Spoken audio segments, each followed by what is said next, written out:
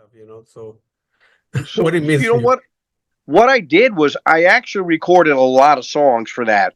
And so Yeah, instead of releasing it as one album, I'm releasing it as two. So yeah. I cut it into two and I released 8 songs in August. And I'll release the second 8 songs in the spring. So I've got another 8 songs waiting in the wings to come out with I Ain't Ever Growing Up Volume 2. And that's got the I Ain't Ever Growing Up song on it. Yeah, I get you. That's a very good album, man. Very, very, very good, man. Good for you, man. Very So good. I thought the that first album was that album translated to a live performance better than I ever expected it would. We play all those songs live, and we've expanded on the arrangements for the live performance, and I can't tell you how pleased I am with it because it's beyond what my expectations would ever have been that I could take those songs and then play them live in front of a crowd, get the audience participation going with some of these songs because I'm able to get, the audience, the one song I Ain't Ever Growing Up, I do a chant at the end and I get the whole audience chanting I Ain't Ever Growing Up, I Ain't Ever Getting Old. And I get them all shaking their fist and everything at the end. And I'm like, I'm tickled. I feel like I'm Peter Gabriel that I'm able to do something like that. But apparently, a lot of people that go to concerts are boomers like me. The young kids are going to raves; they're not going to these type of shows, and so they're all in the same mode as me and you. They're never growing up. That's right. Absolutely. That's a beautiful. It had been now with the second album, and we'll talk about the Christmas one. Had been easier, no easy, but easier for you to approach different clubs at the beginning when you were poor and you didn't have a record deal. You were writing. You used to go to all this open mic, this club, that club, that club, Sunset Boulevard, everywhere. And now you are approaching those clubs, saying, "Well, I used to come here when I was a little kid with a little bit with $5 to get a beer and two slices of pizza." No, no, no, no. Now I had a band together. I put my band together. I have the Yeah, best musician, the best that was the engineer. next mountain. That was the Yeah, next mountain to climb. So, yeah, I did everything in reverse, right? I did the album, yeah. then I put the band together, then I went and knocked on the door of the clubs to get into the clubs, and I used the album as my calling card. Here's my album. Sure. And then once I went there, I made sure that I had the shows professionally videotaped so that I could then send the videotapes out to other clubs to get them to have me come in and play. So Are you? Yeah, right. but it's just all the marketing type of stuff that I learned during my career being a sales marketing person, selling Yeah, lighting is how to sell a product. And so, it doesn't matter whether you're selling a product like a light bulb or whether you're selling a product like music, the same concepts are all applied. And as far yeah, as a club owner is concerned, his main thing is I want to get people in the seats. Not only do you have to be good, but you got to be able to bring a crowd. So I needed to be able to do that and prove to him that I could bring a crowd by videotaping stuff and showing the crowds and stuff like that and how the crowds yeah. behave. That just helps me climb that ladder one more rung and one more rung. So there is this whole sales marketing aspect to the music world, which is on the live performance side, which is different from the recording side. And each one of them has their own little nuances that you have to pay attention to. Yeah. And as you know, right, it's very, very different to record an album with the best engineer, the best session musician, and so on and so forth, and then do that translation into a live performance, which is another monster altogether. So, Yeah. By the way, this is why I've been super impressed with what Steve Hackett's done. yeah, When he's taken it's all those Genesis unbelievable. songs, Oh, yeah. he's done such a phenomenal job doing it. Oh, You know yeah. who I saw the other day? I went and saw the Musical Box. Have you ever seen them? Yeah, I'm seeing them January the 9th, the Canadian Bank, the Canadian Yeah, the band. Yeah. Canadian. And I sat right on the stage and watched them. They're phenomenal. Talk about Oh, yeah. recreating Genesis exactly. Oh, yeah, they are the same. Yeah. But style of music I grew up on. I'm just so, enthralled when I hear somebody do it as well as they do it. Yeah. Peter Gabriel and Steve Hackett were there in California a couple months ago, last month. I was in Europe when Gabriel was here, and I was disappointed. Man. And I was in a studio when Hackett was here. He was right downtown at the Orpheum Theater. I couldn't have been more than 5 miles away, and I couldn't get out to go see him. Man, the guy is unbelievable, man. If you're a Genesis band, the guy is still play with a lot of Genesis. The band is very good and has a lot of great musicians, and he's doing very well. He's touring all over the world, man. You're talking to like a huge fan. But I said, we talked about this in the beginning. Yeah. You couldn't have run into a bigger early Genesis fan than me. Yeah, good. All right, thank you. Yeah, and now so you recently end up releasing, another third album, if you will, called California Christmas Tales, which is not. People say, well, for Christmas I want to release a new album where people are going to be drinking beer, music in the background, as a Christmas. No. This is not a regular. Feel free to elaborate. That it's not a Christmas album at all. It was so. Oh God, keep touching this stupid. It was so much fun to do. I had I had a couple of ideas for songs. Yeah. And I thought, and I had this idea going back in January of the year, and we went into the studio in July to record them so that I could have them done for Christmas. But one was about an older Rudolph, and Rudolph being, he's old. He's an older reindeer now, and he's spending all his time drinking, and his red light doesn't work like it used to. And the other reindeers want to get rid of him, and they're like, we gotta go talk to Santa, man. This guy is, he can't do it anymore.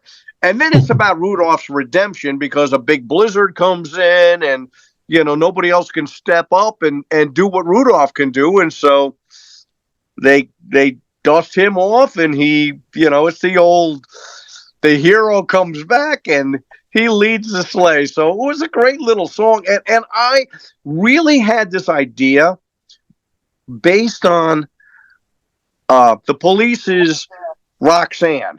So Roxanne, you don't have to turn on your red light. I was listening to that. I'm like, how about if I just kind of reverse that a little bit and go, Rudolph, we need you to turn on that red light. And that was the seed that made me think about how to write the whole song. Yeah. So it started with a little seed like that, and it was like, how can I expand upon that? Good for you, man. And you mentioned before that you're going to be doing the volume 2 in early next year. Volume 2 is done. I just have been holding it back. And in volume 2, you'll hear "I Don't Ever Want to Grow Up," and we've been playing that every night when we go out and play. So, which is the song we close the show with. It's a big showstopper. Yeah. It's really a good rocker. As I said, I get the whole crowd chanting, I don't want to grow up. I don't want to grow old. Kind of the Peter Pan type of thing from, that show. But it works really well live. And so I was able to, rearrange some of these songs into really powerful anthems for a live show, which has been, it just tickles me that I can do that. Good for you. It's another thing that you don't quite see, early on when you're writing the song, but as you keep climbing, and you get to that stage where you're performing them live, what can I do to make these songs when I perform them live even more interesting to an audience? Because you have to think about, how can I make the audience engaged, or how do I keep the audience engaged while you're performing? And that's a task in itself. Absolutely, man. Yeah, absolutely. No, and you're getting an owner car. You need to bring your own crowd. People need to drink and get beer or whatever. The owner want to record an investment, and your job as a salesperson, need to sell a great product with good music and entertain the audience, and then trying to invite them for the next show. And I'm going to be playing tomorrow, Sunset Boulevard and Santa Monica the week after. So it is, but a lot of aspects. it is something that I've been doing my whole life, so that's not a big barrier for me. I guess if I had never done that, it would be, a difficult wall to climb or to get through. But it really isn't. I don't have any real qualms about thank goodness I don't have any real qualms. And I'm the one that has to drive it. Yeah. But I've been able to do that very well. So I'm knock on wood, that's been good. Every one of these things has been a step up, step up, step up. And so I think when you see the next album, the Volume 2, I think Volume 2 is equally as good as Volume 1. And good for you, man. Different songs. I mean, there's some very good rock songs in there, but now there's a couple of slower songs and completely different arrangements and styles than what you've heard in Volume 1. You'll like it. Okay, good for you, man. I noticed that I knew well, I don't know her, but I always, when I'm buying record or when I'm buying vinyl, I always try to look at who is the record engineer or, the producer, so forth. And I noticed that in your one of the record, you end up hiring Emily, I don't know if Lazar or Lazar, which is... she did the very first one, Emily Lazar, yeah. Lazar. She mastered it. Yeah, and she has done work with Coldplay and many, many, many others. She's unbelievable, man. I was looking at her repertoire and her background. My God. She won the year she did My Master. Yeah. She was up for like 6 Grammys for Album of the Year. Yeah. And how she squeezed me in that year, which was a COVID year. Absolutely, yeah. Yeah. And as that's another amazing story in itself. How I somehow got to her. And good for you, man. But you know what it is? It's always a friend of a friend type of thing. So my engineer knew her. Yeah. And he said, "What would you think if we got her to master it?" And I'm like, "Do you think we can?" He says, "I think we can." So I think it's really important if you're going to, start promoting these albums as a product later, you need to have those type of credentials to help promote the album down the road. And so that was a big deal, getting her to do that. Yeah, I would love to, if you don't mind, I will send you another email. I'm very interested in getting a hold of her and interview with her, because she has worked with the best of the best. I mean, she's very young, and she's a very talented person. You can fool yourself and fool a couple of people a little bit, but not that many years and no for that many bands. Like in the studio that you have right now, I mean, the best of the best can play in that studio, no? So yeah, absolutely. And I'm thinking that way, right? My brain is wired that way. Is like, if you're going to do this, and this is why do it halfway? If I can afford to get the best musicians, that's what I'm going to do. And then everything I've done has been thought through with that in mind. Is how do I make, after I do the albums, how do I get the best band together to showcase this live? Then where can I showcase this live at? How do I get the best, slots, whether I'm opening or headlining? How do I do that? So it's fun, but it's a riddle. You have to solve the riddle. That's right. But some musicians don't understand the whole aspect, right? They play good music. They sign any deal with a record label. The record label read them off. They get 5 cents, and the other people, the other end, get 95 cents. They sign anything. They don't know anything. They don't have the music right. In your case, every aspect, I need good music. I need a good band. I need a good studio. I need a good record engineer. I need to film my stuff because I want to use the video from the first venue I play to use it for the second venue and the third.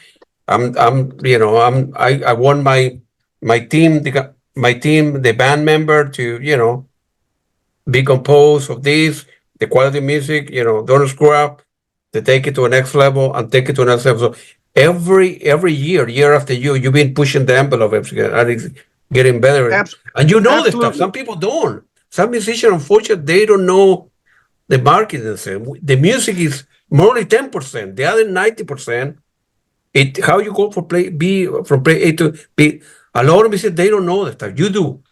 There's a virtual team you have to put together. And, absolutely. And it's like any business, right? So I had to get a photographer who is not only a photographer but a videographer, and I've got a very, very good guy. I mean, he works with the Angels and these Otanis, the big baseball superstar. He's his photographer, and he works for me. I had to get a PR person. You've met Beth. I've had to get. U.S. radio people, European radio people. So I put together a virtual team of people that I rely upon for consulting and for marketing, whether it's radio, whether it's magazine, whether it's interviews. And so it takes a village, right? You can't do it all by yourself, but you've got to. And one of the things I've always said, and I really believe this, is you have to surround yourself with people that are better than you are. Absolutely.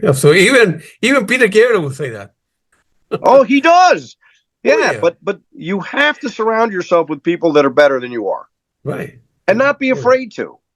Of course not. You're paying them and they want to help you to take from here to there. What is coming up for you? What will be, if you're aiming high like you are, what will be the next step? Where you want to take your career to in the next year or two? What you will release the new album, right? There is a new album coming out in the spring, and then I'll probably do the compilation of both albums later in the fall of 2023. Right now, I'm in the middle of recording a lot of songs. We'll probably finish with 20 songs recorded by the time we're through with the session here. So I'll have enough material for 2 more albums just from the sessions we're doing right now. And a lot of the reason I'm doing this is because my engineer and producer, they're also double as musicians, are going out on tour for most of 2023 with some other bands. And so we wanted to get it during their break during November, December, January to get this recorded. So it'll be in the can, but I'll have music ready so now I'll have time to really work on how I want to promote this next album. Probably a wind up with 2 albums at it is what I'm thinking. But it's also really, really good. It's again another step up, a lot different from everything else you've heard. And I keep trying to incorporate different styles of music. I mean, if you listen to the first album, the second album, and even the EP, all the styles are slightly different from song to song to song. The only unifying faction is my voice. Other than that, the underlying song style is different, and I'm continuing with that. So I'm thinking about how do I take this stuff. Where is the next level? Do I take this on a tour? And if I do that, where? And as I told you, I'm very well wired into Japan. I'm very well wired into Europe. So I've been thinking about, can I do something in Japan or can I do something into Europe? And that's on my mind. Well, in case of Japan, you know that they love rock music and they like different style, and the income per capita is much higher. So that's what all the Genesis of this world, all the King Crimson of this world try to go to a market. So it's not the question. It's something that you need to put together, approach different record owners and promotion, and then do a 5 days, then and take it from there. So Japan is a phenomenal rock and roll country, and absolutely. And unless you've been there, you don't understand how much they are fanatics, but they're super fanatics for music. Yeah. Like Steve Hackett or King Crimson, every time they can do 5 shows, 5 days in a row, sold out, 10 nights, 15 nights. People will pay, people will go. I mean, it's unbelievable. They're just rabid. Crazy about music, man. For rock and roll music. It's kind of varied a little bit over the years, but if you look back at all the great albums were Live at the Budokan, Deep Purple, Live at the Budokan, Cheap Trick, and go on and on and on. So we're there in Tokyo, so is it difficult to make a living as a musician? I think it is. I think, as a young person, to make enough money as a musician has got to be really hard because they pulled all the money out from being a musician. On Spotify, they pay streaming 0.003 cents per stream. And for it to be qualified as a stream, it has to be played for 30 seconds. So, I don't know, 50,000 streams might get you $100. So crazy, you really have to do a tremendous amount of streaming to make any money with, Spotify or Pandora or iTunes. So, but that's just one avenue. You have to do that to get the popularity to be able to then go on tour and get the crowds to come to see you, fans come see you. And you've got to be lucky enough to get enough of a following for that to all come together. Yeah, absolutely. They talk about viral, but, you just have to build enough of it. You have to find a niche.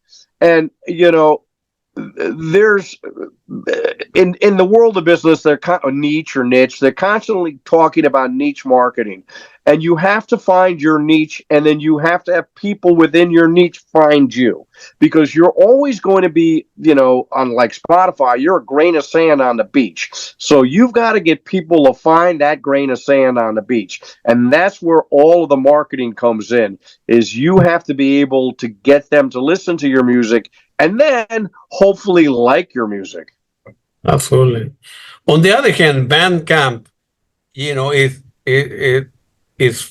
fair for the musician, right? Because they only take 10%. So the 90% go to the musician. So whether you're selling your music, CDs or vinyl, or just, people will pay for the download, or, pay if you wish. Some people give you $5, $10, 15, whatever. I think it's fair for the Bandcamp is one of the better sites. I agree with you. Yeah, and I'm there as well. I have my own site. I'm on Bandcamp, and then I'm everywhere. Whether you name it, iTunes, Amazon, Pandora, Spotify, YouTube. And I'm going to be putting the names, the Bandcamp site and everything for you. Hopefully the people that are listening to this interview will buy your music. We want to promote music. Don't just download stuff. Try it out on Spotify, but buy the music. Buy the physical things. Like I said, you and I come from a generation where that's what we do, and we may be dinosaurs. But I do think people in our generation still do that. It's people in our generation that go to the shows, people in our generation that buy the merchandise, that buy the CDs, that buy the albums. Actually, the young generation will buy albums and merch at trade shows, at shows. That's popular right now. And they do buy a lot of that at shows. And vinyl is a big thing for the young generation. Oh yeah. Absolutely. The kids that are in the 20-year-old range or something, they grew up listening to the music that their dad or grandpa was listening, and now they put their money together, bought a turntable, and they're buying music. I go to a famous store here every Saturday morning, and it's packed. I mean, they sell, I don't know, $20,000 or $30,000 of merchandise every Saturday and Sunday, because kids and older guys like you and I, buy CDs, buy Blu-ray, buy vinyl. So It's people very spend sad money. that a lot of these places are gone, but you know, Amoeba Music is still Amoeba, here out yeah. in LA, and that's a phenomenal place. If you ever come out to LA, Oh, I you'll have been a couple probably of times. It's unbelievable. you'll never leave. You get there in the morning, you'll walk away with $1,000 worth of CDs and albums. Absolutely right. I need to hide the receipt from my wife. See, I cannot show her how much I Yeah, spent. you and me both. So where are you going to be playing next? What's coming up for you in the next 2 months? Well, I'm not doing anything until early January, and then we're going to be playing in here in Los Angeles at Molly Malone's on January 12th. And then I'm going to be in the Viper Room in February 23rd. Those are the two that I know that are coming up. Good for you. And then releasing your new on the 2 albums that you mentioned, hopefully next year, right? So yeah, I'm moving full blast ahead because as I look at Keith Richards as my canary in the coal mine, and I'm like, look, Keith Richards is 80 and he's going strong, so I got nothing to worry about. good for you, man. Hey, it was very nice talking to you, man. You are a good guy, great personality, great music. You know all the aspects of music, man. You have it together. Your parents raised you well, man. Thank you, Claudio. Hey, listen, I had a pleasure chatting with you, man. Same Like here, I said, man. you and I have very similar Older brothers, paths in life on music. Yeah, That's right. Yeah. It twin was very nice talking to you. brothers And of a wish you different well. mother. That's right. We'll stay in touch, and I will send you another, email. And we need to meet up and have dinner one day. And you need to come here to the see to play. As I mentioned before, there are many venues you could play here, man. And I can give you the name of, send you links where you can send your music and your videos, and you should be able to do well, man. Here, man. There's so many venues here. Well, I've been to Annapolis very, very often, so that general area. So I don't think that could be that far away. No, Annapolis is like 45 minutes from here. Yeah. But in I Northern know. Virginia, in Arlington, in DC area, there are many clubs, man. You could play. It's a matter of fact. You need to, they ask you, as you know, right? Send me the CD, send me where you have played, send me a video of the music, and then you need to, it's very expensive for you to come here for 1 gig, so you need to try to do, 10 gigs around here, and then go up north to, Boston, which is a big music city, and then New York, and then Connecticut.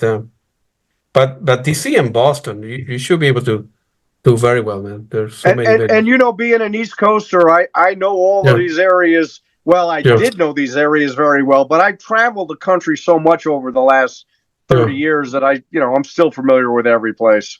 Yeah, this is what the action is, man. The East Coast.